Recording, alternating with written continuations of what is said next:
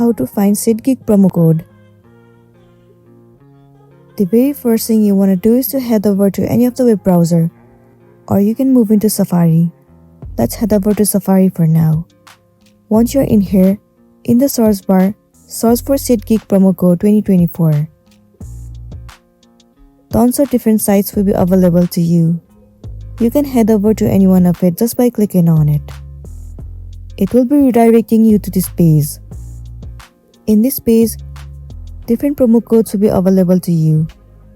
Not only that, but also the discounts and offers are available. Once you have searched for the specific discount and offers, click on it. Well, you can see the promo code is visible to you.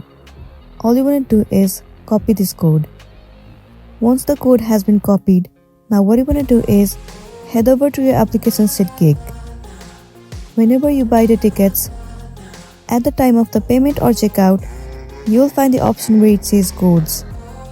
All you want to do is enter the promo code right there, and then your promo code will be applied successfully.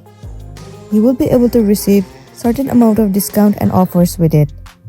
So that's it, and this is simply how you can find Seatgeek promo code. I really hope this video is going to be helpful for you.